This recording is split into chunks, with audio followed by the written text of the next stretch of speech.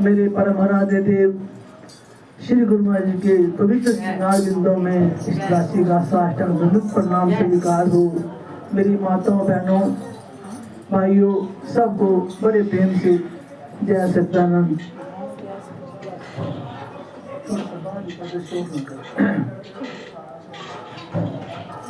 ये श्री गुरु महाराज की अपार दया कृपा से मेहर से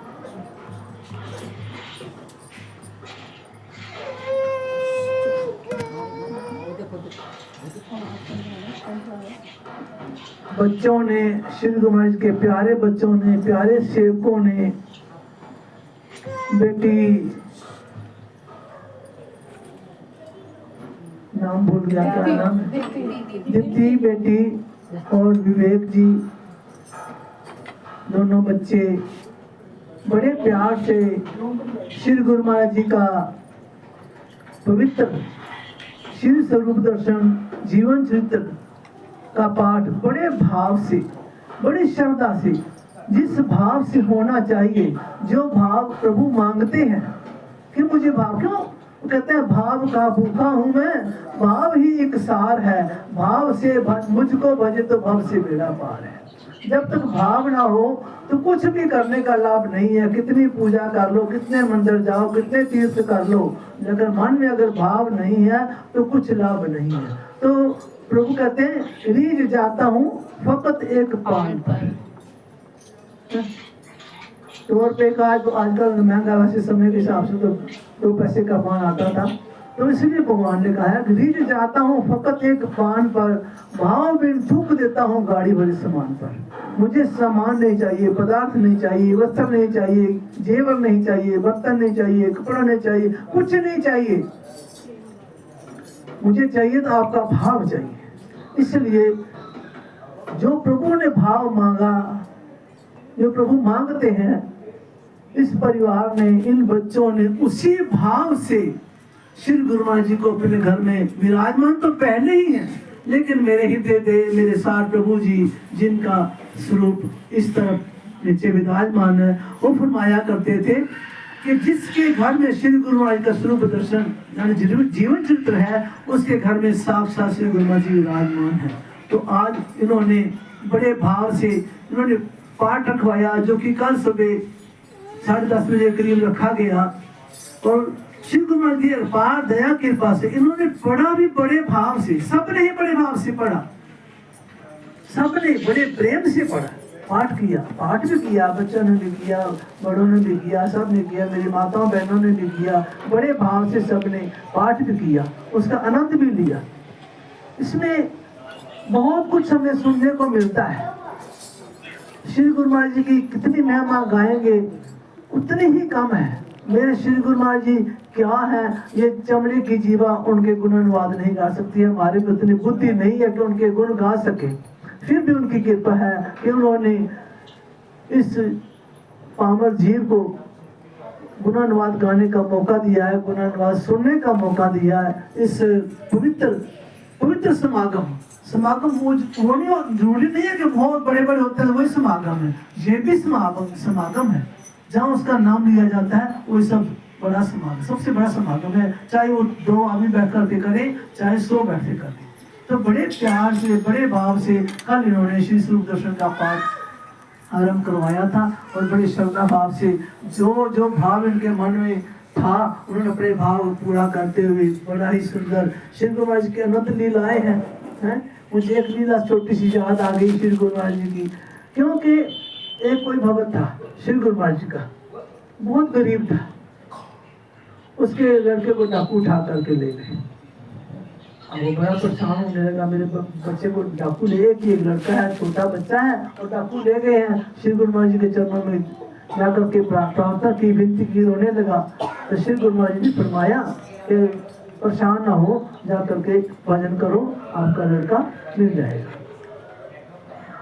तो कुछ दिन बाद, 2-4 दिन बाद डाकुओं की चिट्ठी आ गई कि हमें 10,000 रुपया दो, तब आपके लड़के को जिंदा छोड़ेंगे, नहीं तो जान से मार देंगे। अब वो फिर गया श्री गुरु महाराज के पास, गुरु महाराज जी आपने कहा था आपका बच्चा आ जाएगा, तो डॉक्टरों की चिट्ठी आई है, 10,000 रुपये मांगा है, मेरे पास तो एक पैसा नहीं, मैं 10,000 कहाँ से दूंगा। श्री गुरु महाराज ने कहा हमने आपको कहा है घर जाकर के भजन करो, आपका लड़का आ जाएगा। तो जाकर के भजन आ गया, सब भजन करने लगा। तो श्री गुरु महाराज जी थानेदार करूँ थान करके घोड़े पर सवार होकर के वहां पहुंच गए जहां डाकुओं ने इस लड़के को बांध के रखा हुआ था। इस पहाड़ की किसी गुफा में उसके हाथ पांव बांध करके रखा हुआ था और उसके पास बैठ करके आप खूब मजे से खा पी रहे थे। अब जब श्री गुरु महाराज जी थानेदार करूँ थान करके घोड़े पर पहुंचे तो घोड़े की पैरों की आवाज सुनकर के डाकुओं को मन में आ गया कि लगता है किसी को जहाँ पता चल गया है तो पुलिस के सिपाही आए हैं। घोड़े की आवाज आई, पुलिस के सिपाही आए हैं, तो यहाँ से हमें भाग चलना चाहिए, इधर पकड़े जाएंगे। बच्चे को वैसे ही बंधा हुआ छोड़ करके तो वो लोग भाग गए। जैसे ही ये फोन बंद करो जिसका चल रहा है। भाग गए तो श्री गुरु महाराज जी गुफा के अंदर जा करके बच्चे को खोला, हाथ पांव खोले, उसको घोड़े पर बिठाया और उसके घर के बाहर छोड़ने आ गए। जब घर के बाहर छोड़ने लगे तो बच्चे ने कहा, उसने सिपाही समझा भी सिपाही है, तो कहने लगा कि आप मेरे पापा से मिल लो, मुझे आपने छोड़ा अंदर, घर के अंदर चलो। तो श्री गुरु महाराज कहने लगे नहीं मुझे जरा काम है, आप जाओ, मैं आप ही पापा को फिर मिल लूंगा। उस बच्चे ने 2-4 बार कहा, लेकिन श्री गुरु महाराज अंदर नहीं गए। उनका तो काम था बच्चे को बचाना, वो बचा करके चले गए। बच्चा अंदर गया, उसने अपने पिता को आवाज लगाई, पापा जी पापा जी। बच्चे की आवाज सुन के बाबा जी भजन पर बैठे हुए थे, जल्दी से उठ खड़े हुए कि मेरे ये बच्चे की आवाज है। तो बच्चा तू आ गया कि हाँ पापा मैं आ गया हूँ। तो कैसे आया तू? तो मुझे एक सिपाही थे वो मुझे छोड़ कर भेजे हैं, तो अंदर क्यों नहीं बुलाया? तो कहने लगा मैंने तो बहुत कहा है। तो वो कहते फिर कभी आऊंगा, अब मुझे बहुत काम है, तो मुझे छोड़ कर चले गए हैं। अब बाबा जी खुश होकर के बच्चे को साथ लेकर के फिर श्री गुरु महाराज के चरणों में पहुंचे कि महाराज जी आपकी कृपा से मेरा बच्चा मिल गया है। तो श्री गुरु महाराज जी ने कहा अब पहले से भी ज्यादा भजन किया करो। उन्होंने ये नहीं बताया कि हम किस रूप में आए, तो बच्चा छोटा था और बच्चे को तो उतना था नहीं, छोटा सा बच्चा था। तो कहने का भाव ये मालिक की अनंत लीलाएं हैं, उनकी लीलाओं का कुछ पार नहीं है। एक बार पाकिस्तान की बात याद आ गई, सिपाहियों के साथ बात करते हुए ये बात याद आ गई कि आश्रम में किसी ने शिकायत कर दी कि इनके पास नोट बनाने की मशीन है, इतना लंगर चलाते हैं, पता नहीं कहाँ से धन आता है। फिर लंगर में हजारों लाखों लोग रोज लंगर करते थे, इतना लंगर बनता था, 24 घंटे लंगर चलता रहता था। तो लोग हैरान थे, जो नहीं मानते ईर्ष्यावादी तो करते हैं। तो उन्होंने सोचा कि ये लगता है नोट बनाने की मशीन है इनके पास, सरकार को जाकर के शिकायत लिख के दे दी। और पुलिस वाले आ गए, थानेदार सिपाही जो 20-30 बंदे इकट्ठे होकर के आ गए, गिरफ्तार करने के लिए आए। तो उन्होंने आश्रम में सारा कहने लगे कि हम तलाशी लेंगे। श्री गुरु महाराज उस समय सैर पर गए हुए थे, तो वहां पर किसी भगत ने खबर पहुंचाई श्री गुरु महाराज जी आश्रम पर पुलिस आई है। श्री गुरु महाराज शहर से वापस आए तो आकर के पूछा कि क्या बात है? कहते हमें पता चला है, तो हमने आपके आश्रम की तलाशी ले ली है। श्री गुरु महाराज ने तलाशी किस बात की लेनी है? हमारे पास ऐसी कोई चीज नहीं है, तो आपने किस बात की तलाशी ले ली है? कहते नहीं हमें अपना काम करने दो। श्री गुरु महाराज ने कहा ठीक है, जैसे आपकी मर्जी है। भक्तों को साथ 2-4 कर दिया, जो ये दिखना चाहते इनको दिखाओ। बहुत बड़ा आश्रम था, चिकोड़ी आश्रम बहुत बड़ा था। तो वहां पर जाकर उन्होंने हर एक कमरे की तलाशी ली, उन्हें कुछ नहीं मिला, केवल संतों के वस्त्र ही मिले। लंगर में गए तो वहाँ लंगर का सामान, आटा दाल जो कुछ भी होता है लंगर में, लंगर का सामान है। और उन्हें एक पहले ट्रंक कहते हैं बक्सा, वो एक मिला, एक कमरे में वो ट्रंक मिला, बक्सा मिला, बक्से लिखा हुआ है बक्सा मिला। तो उन्होंने सोचा यही नोट बनाने की मशीन होगी, बंद था ना, यही मशीन होगी, इसको लेते हैं, इसको खोलते हैं। जब खोला उसने देखा उसमें क्या है, महात्मा लोगों ने अपने पजामा बनाने की उसमें सामान रखा हुआ था। तो बड़े लज्जित भी हो गए।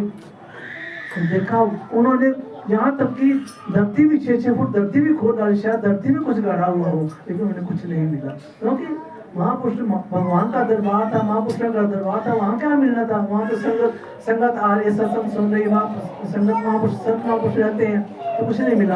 तो फिर वो आकर के श्री गुरु महाराज से क्षमा मांगने लगे कि हमें भी, हमारे ऊपर बड़े अधिकारी हैं, उन्होंने हमें बेचा है, इसलिए हमें तलाशी लेनी पड़ी है।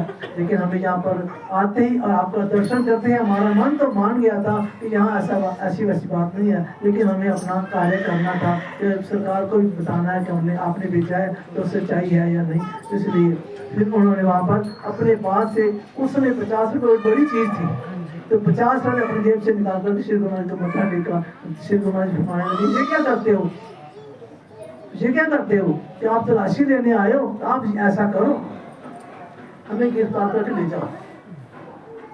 आप कहते हो कि जहाँ धन नहीं है, तो हम आपको कहते हैं कि हमारे यहाँ आसन है, यहाँ पर धन होगा, कहते हम निकाल देते हैं। श्री गुरु महाराज को पैसे को आते लगाते थे, लेकिन उनको अच्छी तरह उनको पक्का करने के लिए कि आप कहते हो नहीं है, लेकिन हम निकाल देते हैं। तो उन्होंने कहा नहीं महाराज जी ऐसी बात नहीं। कहते ऐसा करें, आप हमें बंद कर ले जाओ, हथकड़ी लगा लो, आपको इनाम तो मिलेगा कम से कम जिस काम के लिए आप आए। तो कहने लगे नहीं महाराज हमें क्षमा करो, हमसे गलती हुई है। अपने पास से 50 में मत्था टेका और चरणों पे हाथ लगाया। तो श्री गुरु महाराज जी कहते हैं आप अधिकारी होकर के हमारे चरणों का हाथ क्यों लगाते हो? कहते महाराज जी आप तो हम समझ गए हैं कि आप क्या चीज़ है, आप बहुत महान हैं, तो इसलिए आपका सच्चा दरबार है। तो श्री गुरु महाराज की अनंत लीलाएं हैं, अनंत लीलाएं, एक एक लीला का बखान करने लगेंगे तो हमें पता नहीं, एक वर्ष में कई वर्ष लग जाएंगे। इतनी लीलाएं श्री गुरु महाराज जी, इतने उनके चमत्कार हैं, वो जिस शक्ति के मालिक थे उनको हम पहचान नहीं सकते हैं। हमारी कहते लखा इन आँखों नाल सूरज न जाए तकिया, इन आंखों से हम सूरज नहीं देख सकते, क्यों देखेंगे? बड़ी मुश्किल से आंख कहानी सी करके हल्का से देखेंगे, फिर भी हमारी आंखें चुप आ जाएंगी। कहते इन आँखों नाल सूरज न जाए तकिया, लखा सूरज दवा देदा न हर रंग विच शानदार जमूर दिसदा, हर चीज विच आप भरपूर दिसदा। तो श्री गुरु महाराज की अनंत लीलाएं हैं। और आखिरी में लीलाएं तो करते रहें, लेकिन आपका भी समय है, आपने घरों की ड्यूटियां भी देनी है। तो आप आखिरी में नंगली मेहमा जो लिखी है